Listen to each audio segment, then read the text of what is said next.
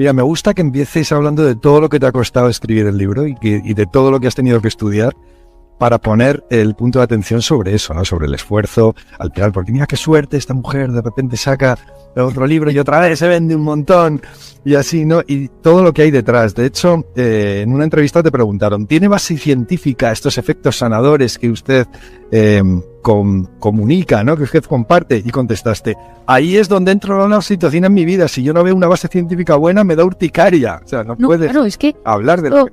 Yo siempre he tenido intuición en la vida. Y entonces, si yo tuviera que decir una característica de mi personalidad, es que soy una gran observadora. O sea, yo lo observo y entonces yo dedico a ver cosas que pasan y siempre digo un ejemplo. Si yo estoy de repente un día en mi despacho y entra un cerdo y me dice, hola Marian, no necesito una N de 10 cerdos. Una N es lo que los estadísticos o los investigadores dicen, un número mínimo de X cerdos para investigarlo. Para mí es suficiente. Cuando yo empiezo a ver que algo funciona, cuando yo empiezo a ver que algo me llama la atención, de repente leo muchísimo, me encanta todo lo que hay de neurociencia, lo leo, y cuando de repente veo cosas curiosas que muchas veces no tienen ni pies ni cabeza. Te cuento un ejemplo, que probablemente aquí alguno me lo haya escuchado. Hace años, sabría decir 8 o 9 años, me empecé a dar cuenta que casi todos los pacientes que tenían ansiedad, en algún momento tenían problemas digestivos, que si gastritis, que si hinchazón, que si gases, que si diarrea, que si estreñimiento, que si colon irritable, que si Crohn, es decir, que si disbiosis intestinales, pero me di cuenta que nadie investigaba la unión. Entonces yo decía, si el 90% de la serotonina que llega a mi cerebro bajo diferentes mecanismos, es decir, hay todo un tema, unos mecanismos a través de unas células dentro del, pero va a través del intestino. Es decir, el 90% de la serotonina que finalmente llega al cerebro parte del intestino. Dije, por lo tanto, esa serotonina, que es la base de la libido, que es la base de los impulsos, del estado de ánimo, de esa sensación de alegría, si el intestino no funciona bien, esa persona anímicamente no puede estar bien. Y empecé a preguntar, empecé a hablar con gente que tenía colon irritable, que tenía Crohn, que tenía todo tipo de temas intestinales, gastritis, todo lo que existe. Y yo le decía, ¿y de ánimo? Regular. Y dije, bueno, pues empecé a estudiar qué pasa aquí. Y llegué al maravilloso mundo de la microbiota, todos esos bichillos que pueblan el aparato intestinal. Empecé a indagar. Creía que había algo, no digo que yo lo descubriera, para nada, pero yo iba leyendo, había unos tipos en un sitio que tal, pero gente muy investigadora y poco práctico. Es decir, lo que yo sabía es que había tipos en diferentes universidades del mundo investigando esto, pero no se llevaba a la práctica. Y entonces tuve la suerte que en una conferencia o en una entrevista, pero en ese momento, hablando hace 8 años, que no sé dónde debió ser, alguien me escuchó del CSIC hablar de este tema y me llamaron y me dijeron, Marian, doctora Rojas, queremos hacer una investigación sobre el aparato intestinal y el cerebro, el eje intestino-cerebro. Lo que hace usted, y yo feliz, me mandaron una nevera, unos kits, y lo único que tenía que hacer era la investigación, mi diagnóstico ansioso-depresivo de los pacientes y pedirles un bote de heces. No lo conseguí. Nadie le da a un psiquiatra un bote de heces. No había manera de conseguirlo. Yo iba a mis pacientes y les decía, ¿quiere usted entrar en una investigación que estoy llevando a cabo sobre el eje intestino-cerebro? Me tiene que traer un botecito de heces. Y te miraban como peor que si les dices que te den la cuenta bancaria y las claves. O sea, la gente no quería y entonces pues me costó mucho. Algunos lo consultaban a su médico digestivo y le decían, oye, mi psiquiatra me ha pedido heces. No vuelvas a ese psiquiatra. Iban al internista y tal, iban a otro psiquiatra a consultarle y decía, la psiquiatra hace cosas muy extrañas. Entonces, no lo conseguí, solo conseguí un bote de heces de una paciente que era muy fiel en ese momento a mí, joder, Marian, si tú me pides esto, yo lo hago, pero claro, con un bote no hacíamos nada. Y no lo conseguí. Entonces llamé a una amiga mía médico y le dije, pídelo tú, yo hago la parte psicológica y psiquiátrica y tú, que eres una internista, y a raíz de ahí empezamos a ver muchísimas cosas. O sea, hemos visto, ahí entra todo el campo de la inflamación, de lo que yo he hablado muchas veces, de que el cuerpo, cuando está bajo el estrés mantenido, se inflama. Y el cerebro también se inflama. Cuando roté en Londres, después de terminar la carrera unos meses, había un médico que me decía siempre, algún día, muy mayor, un señor muy mayor, que solo no veía pacientes, solo investigaba, me decía, ¡ay, la inflamación! Pero, ¿cómo que llegaremos a trabajar la inflamación y la depresión? Y yo que lo escucho todo, yo me quedé con este hito ya. Y de repente dijimos, oye, ¿y si los probióticos y los antiinflamatorios y las dietas antiinflamatorias conseguimos bajar el nivel de inflamación del cuerpo y cuáles empezaron a ser los resultados, que el estado de ánimo mejoraba. La gente recuperaba la libido, la gente recuperaba las ganas de vivir, la gente se encontraba mejor físicamente porque te duele menos el cuerpo. Pero claro, todo esto va muy lento. Para empezar, tienes que inculcar esto a los médicos, que muchas veces estamos en nuestra parcela, en nuestra microparcela. Yo que hablo con muchos médicos de muchas especialidades, me dicen, Marian, es que lo que nos pide, es que todo esto es muy complicado. Y yo lo que pretendo es que la medicina esté mucho más unida, que la psiquiatría no esté en un departamento raro, en una planta cerrada, con un código, que seamos unos tíos raros, sino que la psiquiatría se convierta en otra especialidad donde hay una gran comunicación, donde los médicos puedan consultarnos, donde podemos... Yo llamo al neurólogo de un paciente, yo me pongo en contacto con su médico digestivo, yo llamo al reumatólogo por la artritis que tiene que le está afectando el estado de ánimo, porque intento que haya una unión. Pero bueno, es lento, va muy despacio, pero yo creo que en unos años lo iremos consiguiendo. Se trata de romper barreras y prejuicios también, ¿no? Como llevas eso de que te sigan llamando joven psiquiatra. O sea, como si los psiquiatras tuvieran que ser todos ancianos y están así detrás de... Tenemos muy mal marketing. Yo a veces digo que el mundo de psiquiatría tendría que contratar una gran empresa de comunicación y marketing, porque tenemos, efectivamente, en algunas series, es que siempre parece que el psiquiatra de repente va bien y de repente hace cosas rarísimas, ¿no? Y digo, es que tenemos un marketing regulero. Y entonces yo creo que, bueno, me acuerdo las primeras veces que llegaba a dar conferencias, yo empecé a dar conferencias muy joven, pero porque me fui a Camboya, me pasó todo el tema de Camboya, que bueno, seguro que a todos os suena un poco, que me fui a sacar niñas de la prostitución infantil, que me cambió la vida, y cuando volví empecé a hacer una divulgación sobre lo que había que hacer en Camboya, metiéndolo con el trauma, el estrés, el cerebro, las niñas prostituidas, la educación afectivo-sexual, la primera relación sexual y el impacto en el cerebro y tal. Claro, yo te estoy hablando de 27, 28, 29 años. Entonces yo llegaba a un sitio y la gente decía, pues contrate a Marian Rojas. Y yo llegaba, me estoy acordando una vez que llegué en AVE, y es verdad que yo luego me pongo el taconcito y tal, pero llegué en AVE y entonces vi un cartel y dije, soy yo, es imposible. Si es usted no puede venir. Vosotros sois una persona que sabe del tema. Y entonces me dijeron, y entonces la persona que era un matrimonio que me recogió, y ella me dijo, déjame que te ponga unas arrugas, yo te lo ruego. Y entonces me puso, estaba tan agobiado, no, le dije, pero no estaba grabado, gracias a Dios. Entonces me puso como unas arrugas y me dijo, mira, es que necesito, o sea, no puedes entrar así, ¿no? Nadie te va a escuchar. O sea, sí me ha pasado lo de joven. Pues si le llegas a decir encima que eres futbolera, como comentas en la página 54 del libro, ¿no?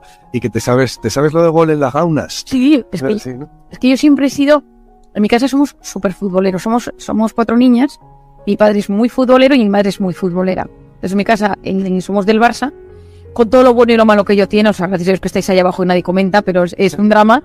Y entonces en mi casa, mi abuelo, en un momento hace muchos años, pues fue tesorero del Barça y yo entonces, no sé cómo nos inculcó el fútbol, pero a un nivel que yo en la carrera, si había un gran partido, salía a la universidad, me cogía el puente aéreo y me iba al partido. Ahora lo pienso y digo, pero por favor, o sea, y entonces, de hecho hay una anécdota muy, muy divertida, saliendo me llamó un día mi abuelo, que abuelo Fabián Estapé, que era fuera de serie, y me llamó y me dijo, Mari, en Madrid-Barça, bueno, yo sabía, en la Champions. Y me dijo, vente, y vamos juntos y tal. Y entonces le dije a mi hermana, me parece, y dije, vente conmigo, porque somos todos muy futboleros. Entonces llegamos al aeropuerto, cogimos el primer vuelo, el puente aéreo que había, y nos dimos cuenta que íbamos con el Madrid. Íbamos con el Madrid al partido. Y entonces me tocó, lo puedo perfectamente, entre Zidane y Michel Salgado. Y Vicente del Bosque era el entrenador. Y entonces me pasé, yo hablo francés porque estudié en un colegio francés, pasé todo el avión hablando con Zidane, muy callado en ese momento. Y entonces, bueno, tampoco es que ahora sea muy súper expresivo, pero era muy callado. Estuvimos hablando y al aterrizar le dije a Zidane que yo era del Barça. Le dije, pero si marcas, dedícamelo. Y entonces marcó. Y entonces siempre he pensado, digo, mala suerte, mal momento se lo dije, y perdimos 0-2. Y un drama en casa y tal. Dije, o sea, yo tengo que venir a los partidos porque soy gafe. Siempre me ha gustado mucho el deporte, lo vivo, o sea, me meto, lo vivo, me parece que es súper sanador en muchísimos aspectos. Y cuando era joven, mi padre siempre escuchaba la radio, siempre la sigue escuchando, pero el fútbol se escuchaba en la radio en casa. Y a día de hoy, en mi casa, con los buenos partidos, se apaga la tele y se escucha la radio. Y entonces, recuerdo que cuando ellos iban de viaje, como para sentir ambiente hogar, en mi casa poníamos el fútbol para tener sensación de que mis padres no estaban de viaje, porque sabías que mi padre estaba por ahí. Y entonces me acuerdo del gol en las gaunas, me acuerdo perfectamente escuchando la radio. Mencionas mucho a tus padres. Antes has mencionado a tu madre también y de hecho estás aquí, eres psiquiatra por ella, ¿no? Con una visita que hiciste a la Bolsa de Madrid, donde creo que encontraste un montón de gente muy necesitada de lo que ahora repartes por ahí. Bueno, vengo de una familia de psiquiatras, mi padre es excepcional, que muchos habréis leído, conoceréis. Mi abuelo, Luis Rojas, que al final hoy, en los tiempos, pues hace muchos años, él hizo su propia revolución en la psiquiatría, es decir, él, en ese momento, todas las personas que hacían cosas raras, que no tenían solución, acababan en hospitales. Todavía me pasó otra vez con una paciente que me dijo, pues mi abuela algo le pasó y acabó en un manicomio, ¿no? Parece un drama, ¿no? Pero bueno, no se sabía nada. Mi abuelo se forma en Alemania y luego vuelve a España e intenta pues hacer una psiquiatría mucho más humanizada. Y luego pues mi padre, yo tengo también una tía y un tío que son psiquiatras, y mi padre humanizó, ¿no?, la psiquiatría en su momento, llevando la psiquiatría a la calle, hablando de la psiquiatría en todas partes, la personalidad, la pareja, el amor, intentando quitar un poco el estigma que había, que sigue habiéndolo, ¿no?, pero que había en ese momento. Yo creo que hizo mucho bien. Siempre me gustaba la psiquiatría, pero yo quería hacer lo que hacía mi madre. Me parecía súper entretenido, que no tenía ni idea de lo que hacía. Ella en ese momento trabajaba en la Bolsa de Barcelona. Y esa famosa anécdota es que un día en la Bolsa, muy pequeña, me llevó y entonces le dijo uno de los que estaba por allí, le dijo, explícale a mi hija lo que hacemos en la Bolsa. Y entonces yo, que no callo, como se puede observar, pues cuando volvió, yo le estaba diciendo al señor, estás triste, algo te pasa.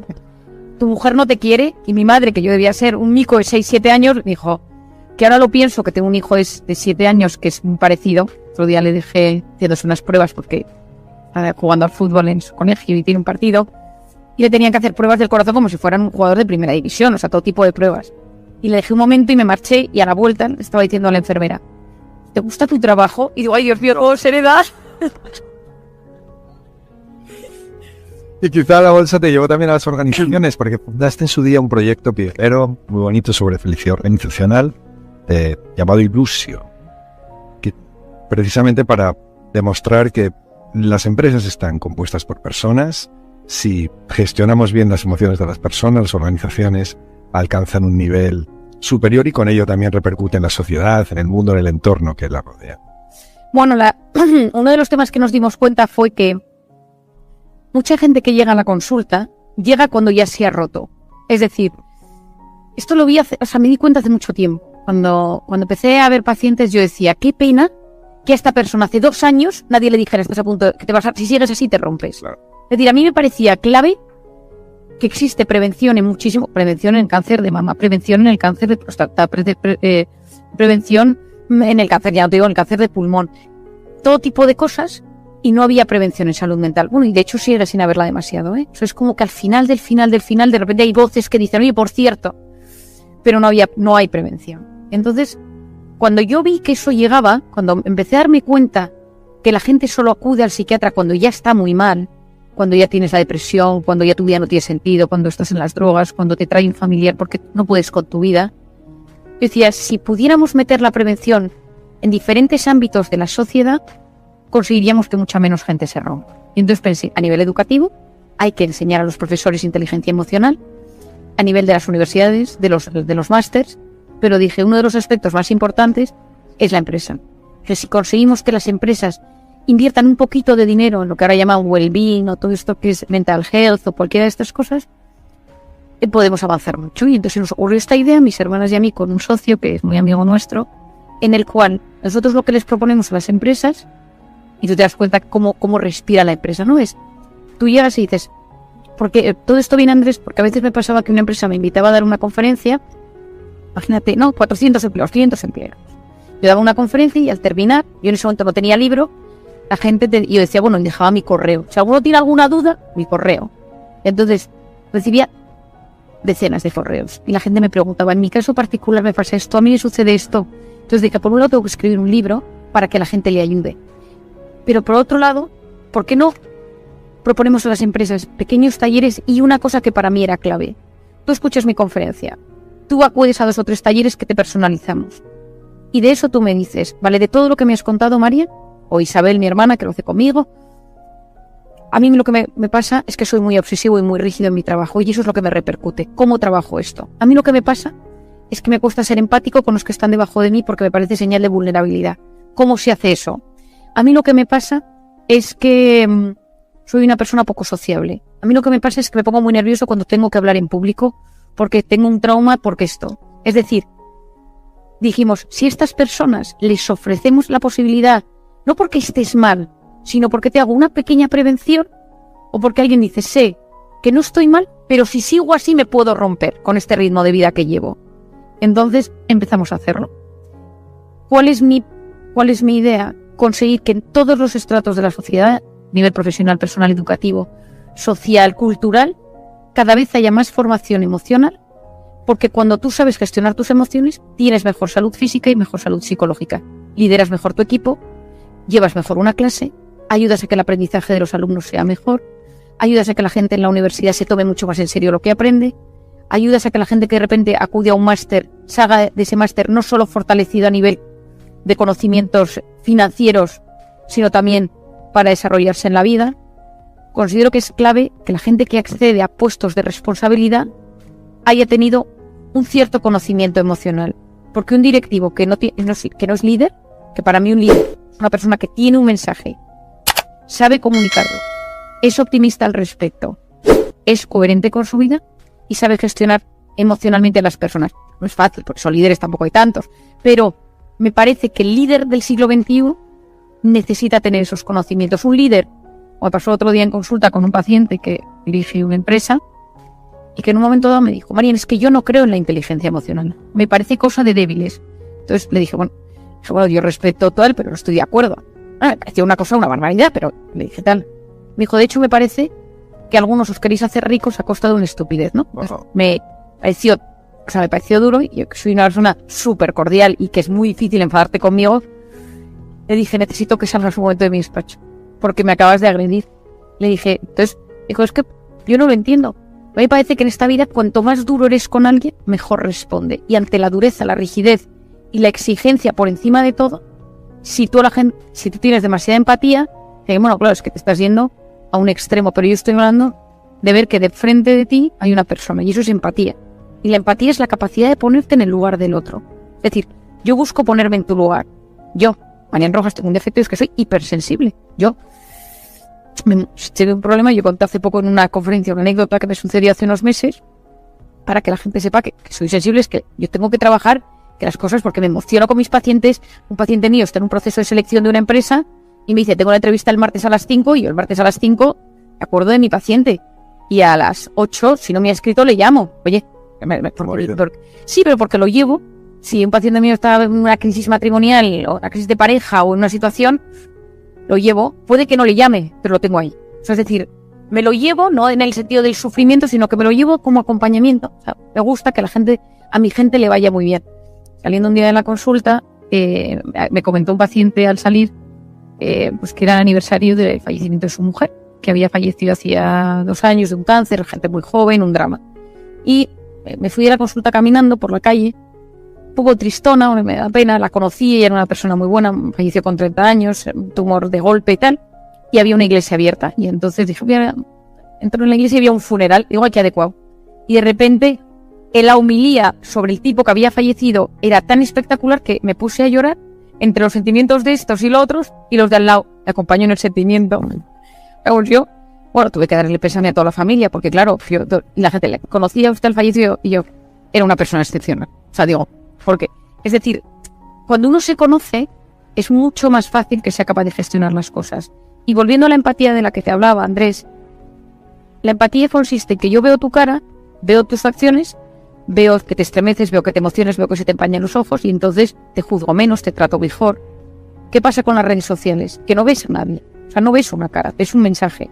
Y como no se activan ni las neuronas espejo, ni la empatía, ni la oxitocina, ni el hemisferio derecho, que es todo aquello que nos hace ser emocionales, aparece la rabia, aparecen esas barbaridades. La gente dice unas barbaridades en las redes sociales porque no hay otra cara, ¿verdad? En el momento que tú eso tienes que decir a una persona que la tienes delante, es imposible que te salga eso, porque ves una cara, ves una historia, es mucho más difícil, a menos que vayas conduciendo por la calle en Madrid, ahora punta y te pita el de al lado, fuera de ese momento, y por eso yo la mascarilla me parece que ha hecho, pero entiendo que se tiene que poner, ha hecho mucho daño porque no te ves. Entonces deshumanizas a la gente. La gente va por las calles y no ves esa persona con esos sentimientos y esas emociones, sino ves a un tipo que te está molestando y no puedes pasar. Ves a una madre con un niño que te está entorpeciendo el paso. Ves a una señora mayor que tarda mucho en cruzar la calle y tú estás en el coche.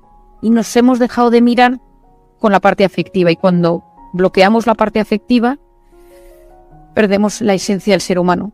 Perdemos esa chispa por vivir. Por eso yo quiero que, a pesar de las circunstancias, volvamos a lo humano, a lo real. Porque sin hemisferio derecho, sin oxitocina, sin empatía, esto lo echamos a perder. E incluso con las personas que inicialmente generan cierta violencia, ¿no? ¿Cómo describes a las personas tóxicas para no llamarlas tóxicas? Me encanta. Dices, persona que desencadena subida de cortisol en su entorno. Yo tengo en la empresa o tengo una compañera, es una persona que desencadena una subida de cortisol en mi entorno. Entonces, pero es respetuosísima, ¿no? Con ello. Y al mismo tiempo dices, con estas personas, incluido tu paciente, el del otro día, es lo primero reconciliarte. Y sobre todo perdón, sobre todo vivir desde la... Es verdad que, quiero decir, desde el amor. No se trata de hacer un buenismo global de todos, no. Se trata de saber que hay personas que nos intoxican de cortisol. Eso es la persona tóxica. La que te intoxica es mucho mejor. Me intoxicas de cortisol. Hay gente que la vemos en el trabajo y nos intoxica de cortisol. Hay gente que pensamos en ella y nos intoxica de cortisol. Todos tenemos a alguien, ¿no? Es decir, te empiezas a pensar y de repente te llama, ves el WhatsApp y te ha subido el cortisol, te ha subido y entonces lo sabes. Pero no hay nada como tener conciencia de que esa persona tiene ese poder sobre ti. Entonces, yo siempre le digo a la gente, no sé si os acordáis de lo que eran los telómeros, que hablaba de ello en cómo hacer que te pasen cosas buenas. Los telómeros son los capuchones de los cromosomas y Elizabeth Blackburn descubre, y le dan el premio Nobel de Medicina, cuando una persona se va haciendo mayor, eso es como el reloj, se va haciendo cada vez más pequeño y más pequeño y más pequeño y más pequeño, y tú puedes medir los telómeros y decir, esta persona tiene 43 años, pero a nivel de telómeros tiene 52, por regular te cuidas poco, porque cuanto más pequeñitos son tus telómeros, más capacidad tienes de enfermar, de inflamarte, de tener enfermedades cardiovasculares, enfermedades neurodegenerativas. Por tanto, los genes son importantes cuidarlos. Y ella lo que descubre es que hay una cosa que se llama la telomerasa, que es la enzima que repara el telómero. Y lo que se dan cuenta, que parece una grandiosidad, es que hay ciertas cosas que cuando las estimulas, potencian la telomerasa. Es decir, cuando yo estudié medicina, tus genes eran los que eran y no había manera de modificarlos. Lo que se descubre en los últimos años es que ciertas cosas, ciertas actitudes o comportamientos potencian la telomerasa y tú reparas tu telómero y por lo tanto envejeces mejor. Esto es un tema de envejecimiento. Pero mucha gente cuando dice, no, porque mi suegra, yo tengo una suegra estupenda, pero mi suegra no sé qué, o mi cuñado, o mi no sé cuántos, o mi jefe, tal, le digo, te estás dando un poder sobre tus telómeros que no te lo puedes permitir. A la gente, no, es que esta Navidad voy a ver a mi cuñado y mi cuñado. Pero bueno, permitir a tu cuñado que en Nochebuena te recorte un poquito los telómeros. Muy bien, fenomenal. Envejeces peor y tal gracias a tu cuñado. Entonces la gente ya tengo conciencia de ello. Es decir, cuando tú sabes que ese cuñado te inflama, te acorta el telómero y hace que tu corteza prefrontal, que es la que te ayuda a pensar, funcione peor, es como que tampoco le quieres dar tanta fuerza. Es decir, oye, esta persona tiene un poder dañino, no solo psicológico, sino físico. Es que me bajas el sistema inmune. Entonces, claro, es que son palabras mayores. Entonces ya es como que dices, bueno, pues ¿sabes lo que voy a hacer? Me voy a distanciar. Es súper sensato. Distancio a esta persona que no me está haciendo bien. Mi padre habla mucho del impermeable psicológico, ¿no? Yo a mi hijo, uno de mis hijos otra vez me decía, es que de mi clase que me ha dicho, digo, te vas a poner el impermeable de papi. Papi es mi padre, ¿no? De papi, el abuelo. Le digo, que las cosas, en vez de que vayas con el corazón abierto y que lo que te pasa te afecta y te hundes, tú es como una especie de capa de superhéroe. Y lo ves venir, o sea, es que sensación de poderío. Porque si el comentario de esa persona llega y ya me lo he vuelto a decir, me ha mirado con esa cara, iba con mala intención y tal, le has permitido inflamarte. Le has permitido modificarte la microbiota en ese mismo instante. Le has permitido recortarte el telómero. No, chico, no te doy tanto poder. Es decir, entonces relativizas mucho las cosas. Primero identificar quién es esa persona que me recorta el telómero. Vamos a pensarlo. Es mi jefe, es alguien de mi equipo, es alguien tal, es alguien de mi familia, es una persona... Y todos tenemos a alguien. Siempre cuento el caso de una paciente, que pienso en ella y que venía siempre y me decía, Marian, qué mala cara tienes, ¿no? Los niños no te dejan dormir. Se te nota que se te notan los años, vas cumpliendo años. Lo mona que eras tú. Y entonces a nadie le gusta que le digan eso. Entonces nos cuidamos un poco, intentamos estar monas y tal. Y entonces siempre que la veo, le digo, sí, es que los niños llevan 3 días ingresados en el hospital, tal, cosa. Es mentira, es que no, o sea, no era verdad. Pero claro, una persona que te dice que tienes muy mala cara, dicen, entonces está hablando contigo y te dicen, ay, qué pena me estás dando con las ojerillas, oye, sí, tan oscuras y tal. Me dice, luego si vas a una conferencia, maquillate, búscate una maquilladora profesional, Mariana, y tanto. Entonces, tal, ¿no? Entonces, cuando viene, a veces digo, no la quiero ver. Es que no quiero que venga hoy. Si tengo un día malo, digo que por favor que no venga hoy. Entonces, siempre me lo decía, ¿no? Entonces, un día le dije, mira, yo creo que una pauta que vamos a trabajar hoy es no ser tan directa. Dice, a la gente le encanta lo directa que soy. Digo, ¿a qué gente? ¿A qué gente? ¿A qué gente? Porque yo quiero saber qué le encanta y tal. Todo el mundo y tal. Digo, mira, no. Digo, a mí, por ejemplo, una vez que me has dicho que tengo mala cara, pues yo lo hago por ti. Digo, ¿en qué punto lo haces por mí? ¿En qué punto de todo lo haces por mí, no? Entonces, un día vino a mi consulta, la atendí tarde, había habido una persona que había venido muy malita, venía con sus familiares, la atendí tarde, y me dijo, Marian, yo me veo en la obligación de ponerte una demanda por hacerme esperar 20 minutos. 20 minutos no es tanto en mi consulta, y entonces le digo, mira, a partir de hoy, o me dices siempre cosas positivas, o te doy una lista de 25 psiquiatras de entorno de la mía, pero si yo te lo digo, pero si sabes lo que yo te quiero, bueno, es una forma de querer que yo no la siento ahora así. Entonces yo no me siento bien, porque yo me daba cuenta que cuando ella venía me afectaba. Hay que identificar las personas que nos hacen mal. Y hay personas a las que uno se tiene que proteger, hay personas que están muy metidas en nuestras vidas y no nos podemos deshacer de ellas, esas son las complicadas, y hay personas con las que hay que marcar una cierta distancia. Y hay una cosa que yo denomino la flecha emocional, esto lo explico mucho en Encuentra a tu persona vitamina. La flecha emocional, que yo trabajo mucho con mis pacientes, es que si en 0 estás en paz interior y en 10 estás en tensión máxima, intoxicado de cortisol, mal, inflamado, todo te duele, ya no has dormido, cuando estás a partir de 7 sobre 10, no vayas a ver a esa persona. Es que hoy me toca ir a ver a mi suegro y no me llevo nada bien con él. Si estás en 8 sobre 10 y en el trabajo te han bajado el sueldo, tu jefe te ha echado la bronca, tu hijo ha suspendido, no es el día. No vengo de vacaciones, estoy feliz, todo medio fenómeno. Hoy es el día de ir a ver a tu suegro.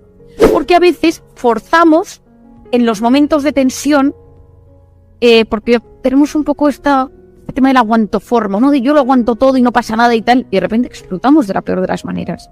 Entonces, esas personas que nos intoxican de cortisol están en nuestras vidas. Hice una pregunta al principio cuando saqué el libro que me echó pensar. Me dijeron, ¿hay gente que puede ser tóxica para algunas personas y vitamina para otros? A mí un periodista me lo preguntó y pensé, pensé yo misma, ¿no? Seguro que soy vitamina para la gente que me quiere, pero habrá alguno que diga, oye, pues esta es una intensa o lo que sea, ¿no? Pero tenemos que intentar ser conscientes de las personas que nos alteran, ser conscientes si somos de los que alteramos a algún otro, decir, oye, yo sé que a esta persona yo le pongo nervioso. Esto a veces nos damos cuenta. La persona está bien y de repente llego yo y se tensa. Y a veces somos los que tenemos que generar una cierta distancia por precaución, porque cuando desmenuzamos, me lo habréis leído alguno y tú lo habrás oído, comprender es aliviar. Claro. Cuando uno comprende las situaciones se siente aliviado. Si no, uno dice, ¿yo por qué? Cuando voy a comer a casa de mis suegros, de los suegros de mis padres, de mis cuñados, de mis hijos, de mis yernos, llego a casa y la comida me ha sentado mal. Es que no es solo lo que comes, sino con quién lo comes.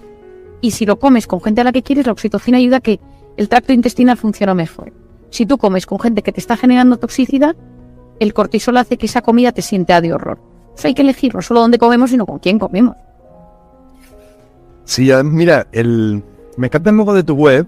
Quería hacer un giro que es un corazón compuesto como por conexiones neuronales, ¿no?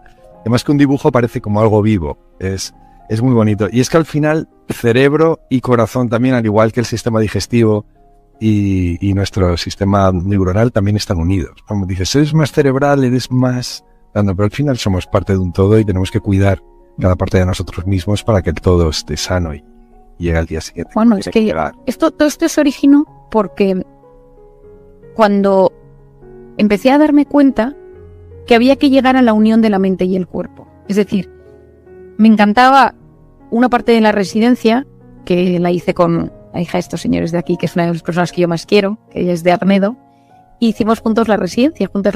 Y una de las cosas que más me gustaba era pasar la interconsulta, que lo me he acordado porque pasábamos siempre juntas ella y yo, que es la interconsulta en un hospital, es que los pacientes que están ingresados de cualquier especialidad, que necesitan algo psiquiátrico, te llaman a ti. Es decir, gente que teóricamente no está ingresado, está en neumología, en traumatología, en digestivo, en neurología, pero que tiene algún síntoma psicológico o psiquiátrico y te llama a ti como psiquiatra de lo que se llama la interconsulta. Y a mí me apasionaba. Encantaba ver cómo pues uníamos la mente y el cuerpo, cómo todo tenía una conexión, pero necesitaba llegar al punto de unión. Yo decía, ¿dónde se une? Porque si yo tengo un examen, tengo taquicardia y puedo tener un poquito de tracto digestivo alterado.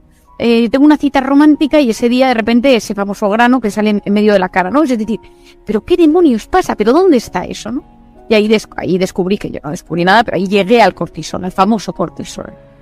Entonces, las emociones generan síntomas físicos y la emoción es que algo que te sucede llega a tu cuerpo y genera una reacción. Entonces tú ves a alguien y algo te sucede, te dicen algo y tú interpretas. Por eso la felicidad no es lo que nos pasa, sino cómo lo interpretamos.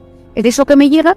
Me doy el ejemplo de que estudias a tu casa y te ha ido el día fenomenal, te has ascendido, de todo te ha ido de escándalo y tu hijo ha suspendido matemáticas. Bueno, pues matemáticas, no pasa nada. Si ese día te han echado el trabajo y tu hijo suspendido matemáticas, el mundo es un drama y las matemáticas son otro drama.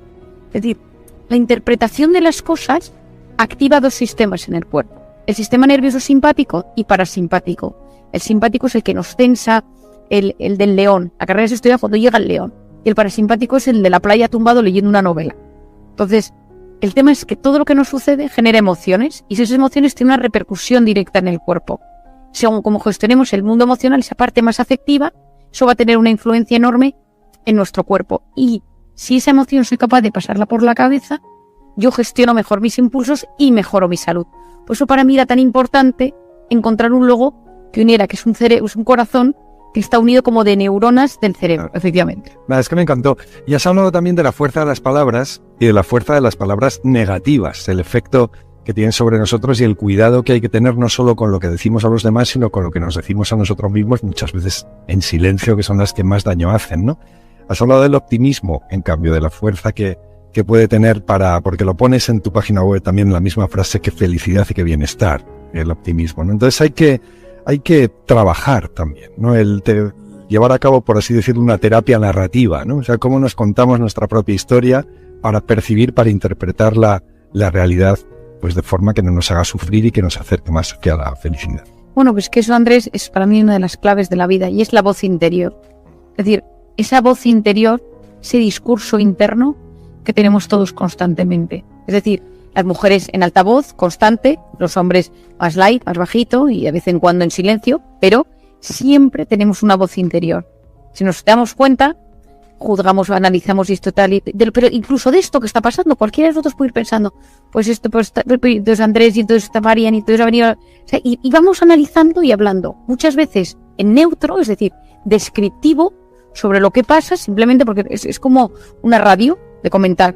Lo malo es cuando esa voz se nos pone a mirar y de repente se enfoca a nosotros mismos y empieza: has engordado, tu jefe no te hace caso, tu pareja está distante, no acabas de salir adelante, estás anclado en la vida y no avanzas, vaya errores has cometido. ¿A quién se le ocurre? Es que cómo confías en esta persona, en este tema que tú tienes. Es que realmente es terrible. O sea, eso es de lo más dañino que existe en el cerebro. O sea, te diría la cháchara mental. O sea, es de lo más terrible que hay. De hecho, estoy leyendo el libro y muy entretenido. Y cuando publiqué Cómo hacer que te pasen cosas buenas, yo decía, la actitud es la voz interior. Es decir, la actitud que uno tiene en la vida es, pues voy a una entrevista de trabajo y la voz interior dice, pues quizá te cojan. O, te van a coger, ¿para qué te lo prepares? O qué miedo. Y si te bloqueas y si no sabes hablar, eso es, la consecuencia es la actitud. O sea, uno se enfrenta a la vida según cómo esa voz interior le trata. Si uno va a un sitio y de repente la voz interior le dice, no vas a conocer a nadie, si es que, qué vergüenza, haberte quedado en casa, se le ocurre. Me parece ridículo yendo a este sitio. Automáticamente todo tu organismo se pone en modo alerta. Y ya sabemos que el modo alerta es el cortisol y es telómeros, microbiota, inflamación, o sea, ya lo conocemos todo. Entonces, hay una zona del cerebro de la que he hablado poco, que es la corteza prefrontal, que a mí me chifla, he leído muchísimo y estudio mucho al respecto, que es la zona de la atención, de la concentración, de la resolución de problemas, del control de impulsos. Es decir, es una zona que nos hace seres como superiores, en dominio de la información, capaces de...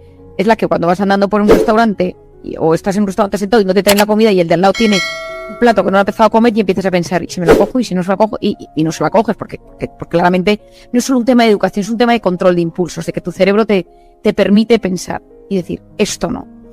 Esa voz interior, cuando publiqué mi libro, yo la citaba en varios momentos y me sorprendió la cantidad de correos electrónicos que recibí preguntándome por ella. Y entonces, pues lo que te decía al principio, dije, pues a investigar la voz interior. ¿De dónde viene esta voz interior? ¿Qué hace que yo de repente me diga, pues si tú no te lo mereces?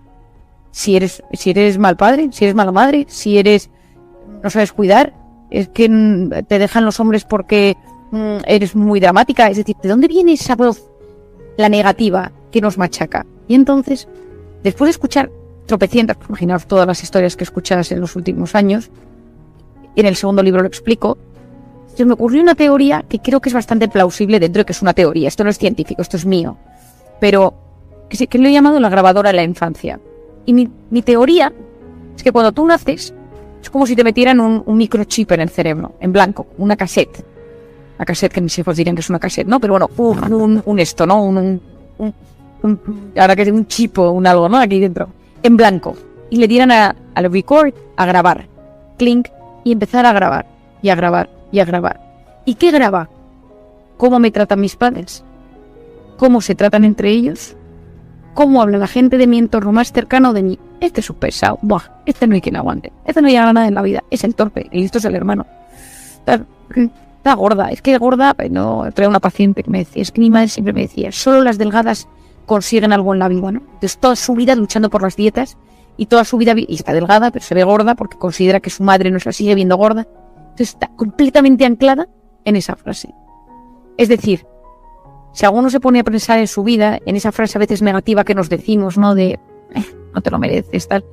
Nos encontramos de repente con un profesor, nos encontramos de repente con un padre, con un hermano mayor, ya no digo si ha habido trauma, si ha habido trauma, bullying, acoso, abuso, una cosa, y eso ya son palabras mayores, pero me refiero al normal, ¿no? De repente nos viene una frase de, no eres lo suficientemente buena. Y eso es terrible, porque influye, determina la actitud que yo pongo en los retos en la vida. Si yo no soy capaz de vencer eso, soy a mis pacientes les digo, ¿qué dice tu voz? ¿Qué dice tu voz? Has fracasado. Tal, dime qué dice tu voz y dime de dónde viene esa voz. Y de repente descubres que te vas a la infancia, te vas a la juventud, o a veces a una relación humana, puede ser un jefe, y una persona muy normal, tuvo una infancia muy buena, pero de repente tuve un jefe que era siempre, estoy pensando en un paciente que tengo muchísimo cariño, un tío con una infancia normal y tal, pero su primer jefe siempre le decía, eres tan torpe que si no te iba a contratar yo no te contrata nadie. Y este tipo tuvo una enfermedad, no sé qué, dejó la empresa, y entonces cuando empezó a hacer entrevistas, paralizaba el miedo. Vale, es que yo soy un torpe. ¿Pero de dónde viene que tú eres un torpe? Entonces un día me dice, bueno, mi jefe me lo decía. Entonces ese jefe había tenido el poder, entonces nosotros damos ese poder, pero a veces entra solo. A veces le abrimos la puerta y decimos, ven aquí. Y otras veces es por ósmosis, por un momento de vulnerabilidad, por un momento de tensión. Cuando tienes una tensión en tu cuerpo, cuando estás en sistema nervioso simpático, cuando estás con el cortisol a tope, lo que llega, como no eres consciente porque la corteza prefrontal en los momentos de supervivencia funciona peor, se integran cosas que luego cuando pasa el tiempo dices, ups, esto entró en un momento malo mío. Yo estaba desbordado por el trabajo, no sé cuántos tal, y cómo permití eso, y este tío, y esta pareja que tuve, y que esta persona me trataba tan mal. Pero en un momento de supervivencia no dejas lugar al corazón y vas a modo supervivencia. Y de repente pasa esa época y de repente dices, pero realmente me trato así, pero realmente me pasó esto, pero realmente lo gestioné tan mal. Pero es que no eras capaz de hacerlo de otra manera, porque neurobiológicamente hablando, tu cerebro no te lo permitía. Volviendo a mi voz interior, ¿qué recomiendo yo? Lo primero, analizarla, ¿no? Y decir, bueno, a ver, ¿yo cómo me trato? Entonces, los días que no duermo, soy un desastre, porque me levanto y digo, qué fea estás, que no sé cuándo, tal. Los días que estoy triste, los días que me he peleado con alguien, los días que voy al trabajo, los días que me encuentro con este grupo de gente que las veo de esta manera. Veo una paciente que tiene 42, 43, quedó con todas sus amigas del colegio, hicieron una quedada después de 2 años sin verse, eran 20, y ella era la única soltera sin hijos. Y entonces, todo el rato, empezó con frases de antiguos ex, que le decían cuando le dejaban, vales mucho pero no eres suficiente para mí, porque todas esas frases tan tóxicas, empezó a hundirse en medio de la cena las empezó a ver a todas, su madre diciéndole de pequeña, con lo rarita que eres, a ver quién te aguanta. Y de repente se vio completamente bloqueada y tuvo un ataque de ansiedad. Escribió un correo y tal, y le dije, bueno, hay que desbloquearlo. Hay técnicas, yo utilizo mucho, por ejemplo, el MDR, que lo explico en el libro, que es una técnica que aprendí a hacer en Camboya, y luego vi a un psicólogo curioso en Camboya hacer una técnica con una niña violada, una historia dramática, un tema horrible, y él de repente, la niña tenía ataques de pánico, y le hizo esta técnica, el MDR, y yo, pues con lo que os decía, algo funciona, a investigarlo. Y llegué a España, busqué lo que era la asociación, hice el curso, me formé, y llevo, no sé si 10 años haciendo, y desbloquea situaciones. El MDR, porque alguno estará pensando qué es, las siglas en inglés son Eye Movement, o sea, es una técnica de movimiento de ojos reprocesando información. Entonces yo siempre explico que es como si tú tuvieras el hipocampo, yo lo explico de esta manera a mis pacientes por hacerlo sencillo, ¿no? El hipocampo, que es donde se guardan todos los recuerdos, es como un archivo, y tiene un canal de comunicación con la amígdala, que es el centro del miedo, de la gestión de la ansiedad. Entonces, si uno va por París con su marido, todo precioso, súper romántico, París se inserta y amígdala dice París, ok. Si voy por París y de repente me paran por la calle, me atracan, me roban la cartera, a mi marido le ponen el cuchillo en el cuello, se pone a temblar, París no se inserta bien, y la amígdala, cuando yo pienso en París o en la marca de mi cartera, o veo el cuello de mi marido con la señal aquí del cuchillo que todavía no se le ha ido y lleva una tirita, de repente esto hace clon, clon, clon, y todo se mueve. Entonces el problema es que muchas veces en el hipocampo tenemos cosas que no están bien insertadas, como una pareja que te hizo daño, un padre que no te quiso, o sea, un abuso sexual. Yo empecé con el tema de abuso, el tema de abuso son los temas que yo más gestiono porque es una de mis especialidades. Y lo que hace esta técnica es que de repente esa parecía una cosa de pensar que es como medio magia, pero ese tema se va metiendo a medida que haces la técnica, y de repente se produce una técnica de relajación. A través de los movimientos de los ojos, parece, las investigaciones sugieren que tiene mucho que ver con el tema del sueño REM, el sueño por el movimiento de los ojos cuando se procesa la información. El caso es que es una técnica muy buena. Es la gente que tiene algún trauma, alguna situación que no gestiona bien, le digo, intenta hacer esta técnica. Porque a mí me ha demostrado, yo tengo éxito en cosas muy complejas, de repente desbloquea en cuestión de minutos. Qué maravilla. Para todos aquellos que, o alguno que no lo sepáis, cuando habla de Camboya, ¿no? Que dices, se nos ha ido a Camboya esta mujer, ¿no? Pues ha estado en labores de, vamos a decir, de ayuda al desarrollo, colaborando con ONGs o con fundaciones o con organizaciones en los burdeles de Camboya, también con una fundación que ayudaba a sacar niños de los basureros de allá en el propio Bronx, ¿no? Pues otro barrio extremo, en el otro extremo del mundo, y quizá por eso seas una de las personas más felices del mundo, ¿no? Porque practicas el altruismo, que es uno de los comportamientos habituales de la gente feliz, pero hay otro que es la gratitud. Y fíjate, saco esto a colación porque hay una parte del libro que también es muy interesante para todo el mundo, nos llevemos bien con la pareja o no, o estemos en un momento o en otro, que es precisamente las relaciones de pareja. Y dices que se sustentan no solo en la atracción, sino también en la admiración. Eso me encanta.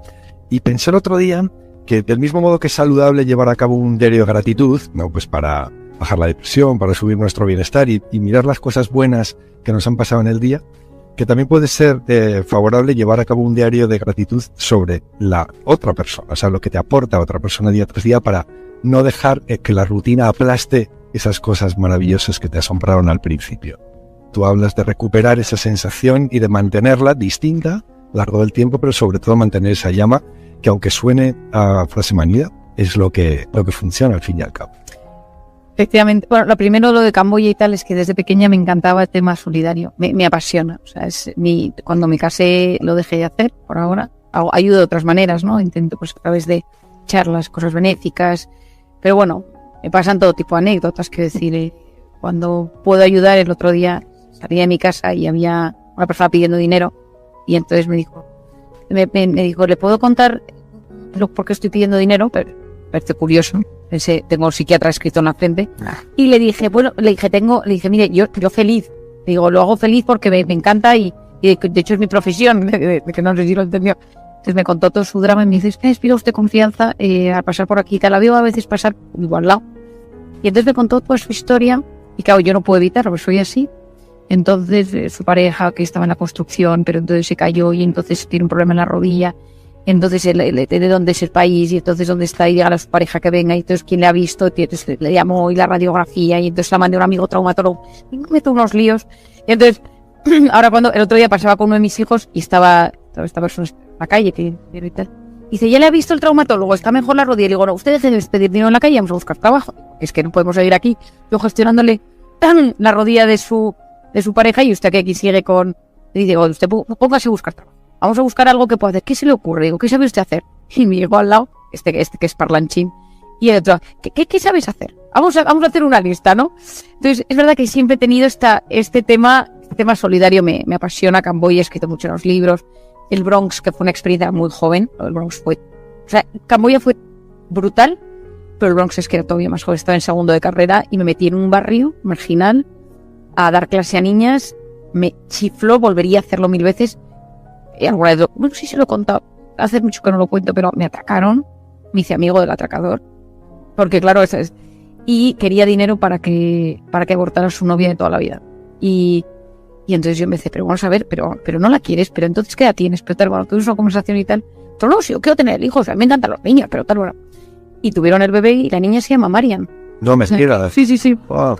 Y sí, de hecho, cuando quisieron bautizarla me llamaron para que fuera la madrina. Entonces me senté con mi madre en segundo de carrera y le dije, mamá, me quiero ir al Bronx porque el tipo que me atacó al final va a tener una niña y se llama Marian y quiero ir al bautizo. Y mi madre me atacó al bautizo y digo, mamá, es que quiero ir al bautizo. Y fui al bautizo, no fui la madrina al final porque me parecía un lío. O sea, digo, ¿yo qué hago en Madrid? Tal, no existía WhatsApp. O sea, estoy hablando de una época donde no había WhatsApp. Digo, ¿cómo voy a gestionar yo? Yo no tengo nada para... Pero sí, siempre me ha chiflado. Y me hablas del otro gran tema de la vida, que es la pareja. Yo creo que todo el mundo quiere que le quieran. Y en algún momento de nuestras vidas hemos querido que nos quieran de forma incondicional. Que alguien, es que de forma incondicional y para siempre. Es como un deseo que está innato al ser humano. Podemos renegar y decir, bueno, yo no quiero parejar, estoy en un momento, ¿qué tal? Pero la realidad es que siempre en algún momento de nuestra vida decimos, ¿cómo me gustaría que alguien fuera esa persona que me quisiera para siempre? Y si tienes la suerte de repente de encontrar a alguien, veo que hay como fases. Primero hay una chispa. Esto lo explico mucho en el libro, ¿no? Y de repente ves a alguien y dices, tiene algo, apetece conocerlo por su atractivo, por su forma de hablar, por la manera de mirar, tiene algo. Entonces yo lo que recomiendo, la gente me dice, pero María, pues que es una cosa muy difícil, pero yo lo recomiendo porque yo veo las consecuencias. Mi padre tiene una frase maravillosa que dice, el amor cuando llega puede ser muy ciego, pero cuando se va es muy útil. Entonces, esto tiene una explicación neurocientífica. Cuando mi padre decía esta frase, vuelvo a lo mismo, dije, ¿y dónde estará la neurociencia de esto? Y la descubrí. Cuando tú te enamoras, el sistema límbico hace ¡pum! Serotonina, dopamina, tal, de repente te vuelve el sistema cingulado, bueno, todo lo relacionado con las obsesiones, te obsesionas en un tema, tienes más energía, puedes no dormir, estar toda la noche hablando 5 días en el tirón y sigues yendo a trabajar y encima rindes en el trabajo, pero no es sostenible en el tiempo. Helen Fisher, que es la mujer que más ha investigado esto con análisis de sangre y resonancias magnéticas, dice que es una media de 17 meses, pero en ese momento automáticamente la corteza prefrontal, que es la que piensa, se desactiva. Entonces durante 17 meses literalmente estás ciego, no lo ves. Entonces yo recomiendo, por eso yo en el libro lo explico, es la teoría de la pirámide, que digo, cuando estés en un momento de paz, haz tu propia pirámide. Yo he hecho más de 1000 o 2000 pirámides de gente que viene a mi consulta, como esto lo hice como hace 10 años, entonces en ese momento tenía tiempo y la gente venía y yo les hacía su pirámide, que es los criterios que crees que tiene que tener la persona con la que estés según tu forma de ser. Es decir, si uno dice, por mi forma de ser, yo necesito una persona muy cariñosa, yo necesito una persona que sea muy familiar. Yo al revés, yo necesito una persona muy independiente. Yo quiero una persona, es decir, que cada uno diga, por cómo soy yo, es decir, no hay la pirámide universal. Entonces, si uno no la tiene clara, en el momento que aparece eso, guay, la corteza prefrontal deja de funcionar, ay, da igual que tenga 3 hijos. Y tal, ¿no? Si de repente, yo recuerdo otro día hablando con una paciente que venía por primera vez y me decía, tarde he visto lo de tu pirámide en el libro. Dice, tarde lo he leído. Dice 50 años, está casada y de repente se separa y dice, pero quiero conocer a alguien y se descarga Tinder y pone 25 años, un chico. Dice, pues tal, y se enamoró locamente. Y dice, claro, yo no caí, que 25 años, mi hijo tiene 25 años y está enfadadísimo. Digo, claro, es que es error.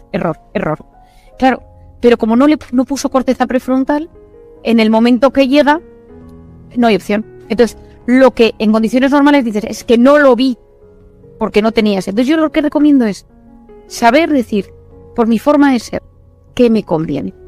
Por cómo es mi historia, por cómo es mi familia, por cómo es mi educación, por cómo quiero yo, por cómo necesito que me quieran. Yo en mi caso he tenido mucha suerte con mi pirámide, pero yo me acuerdo que necesitaba una persona con... Yo quería una persona que fuera más inteligente que yo y que tuviera mucho sentido del humor. Y entonces, pues yo buscaba una persona con mucho sentido del humor, pero si es un exceso de sentido del humor, cuidado, porque claro, yo soy de risa floja y te estás todo el día riendo. Entonces, pero buscaba una persona con mucho sentido del humor y me acuerdo perfectamente un día que estaba con unas amigas en una fiesta y se acercó un tipo, estábamos hablando, súper inteligente, y estas personas ultra inteligentes, le dije, ¿qué es lo que más te gusta de tu forma de ser? Yo ya apuntaba maneras, y le dije, ¿qué es lo que más te gusta de tu forma de ser? Y me dice, lo serio que soy. Fuera, ya está, fuera de mi pirámide, no estás en mi pirámide, fuera. Entonces, tío encantador, o sea, es un tío encantador, tal. Ahora, ¿serio?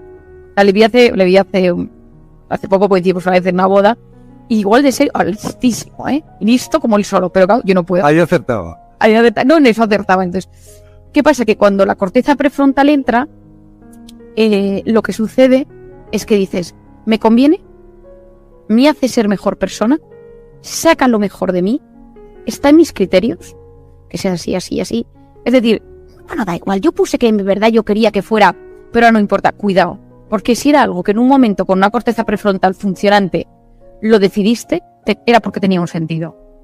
Porque si no, luego, el otro día lo hablaba con una paciente que me decía, Marian, es que me he enamorado de mi jefe y está casado.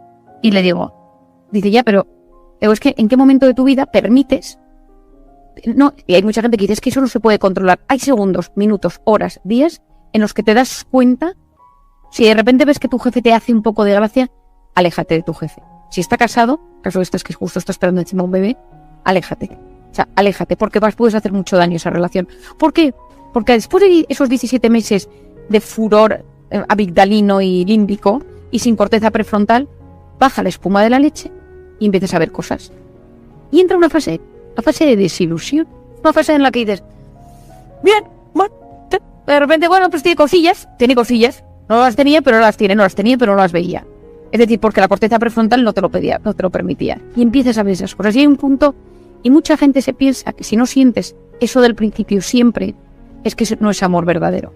Y los que nos dedicamos un poco a esto, intentamos transmitir es que el amor comprometido es aquel que ha pasado los 17 meses, se ha estabilizado y hay muy buena comunicación, no sabemos decir las cosas, sabemos gestionar la sensibilidad, para mí es clave. Es decir, si hay personas que una mirada, una cara, un tal, ya sientes que la otra persona no te quiere. Muchas veces en las parejas no funcionan porque uno de los dos es hipersensible a comentarios, miradas y cosas, y entonces todo es un drama. Cómo comunico que estoy mal, cómo recibe el otro que estoy mal, el canal de comunicación, me parece que son temas absolutamente claves. Y en ese momento, cómo gestionar el tema económico. El dinero puede ser un motivo de enorme conflicto en una pareja, porque uno no quiere gastar, el otro sí quiere gastar, uno no ahorra, el otro. Y eso puede... ¿Cómo gestionamos las familias políticas? Es decir, que al final pues son la familia del otro. Y entonces, con sus más y sus menos, hay que intentar tratarles de la mejor manera posible, aunque a veces no te salga, aunque a veces explotes, aunque a veces estés cansado. Y en esa cordialidad, en esa estabilidad, si uno consigue que haya admiración, cariño, mucho respeto, un gran sentimiento, por supuesto, y atracción, que no siempre sea la misma atracción física que al principio, puede haber momentos con más y menos, es lógico, pero esa cierta atracción, eso funciona en el tiempo. En esta fase, ¿qué puede pasar? Que de repente aparezca el entrenador personal, la becaria, el jefe, no sé qué, un tío por la calle, es decir, que aparezca alguien que te vuelva a activar tu sistema límbico. Y claro que te lo puede activar, pero el problema es que tú aquí estás comprometido con un sentimiento, y te está devolviendo a los 17 meses que cuando estés... Tengo un entrenador personal porque tengo una paciente que está casada que está loca por su entrenador personal. Digo, mira, que no tiene sentido que tu entrenador personal 17 meses vuelves a esto. Es decir, que es que ahora... Y me dice, ya, pero ¿cómo es este sentimiento? Ya, cuando eso viene, tienes que tener un momento de pensar y decir, quiero destrozar lo que yo llevo construido por esto que me acaba de llegar. Si esto está muy, muy roto, a veces está tan roto que esto entra solo. Pero a veces simplemente es una fase de vulnerabilidad, es un momento de meses de frialdad, pandemia, que es un drama. Claro. Y ahí hay que tomar una decisión y decir, ¿apuesto por esto o me dejo llevar por esto? Y no siempre es fácil. Si te gustó por favor dale pulgar arriba y compártelo en tus redes sociales. Eso nos ayudaría muchísimo. Por último, suscríbete a nuestro canal para no perderte los próximos videos. Muchas gracias.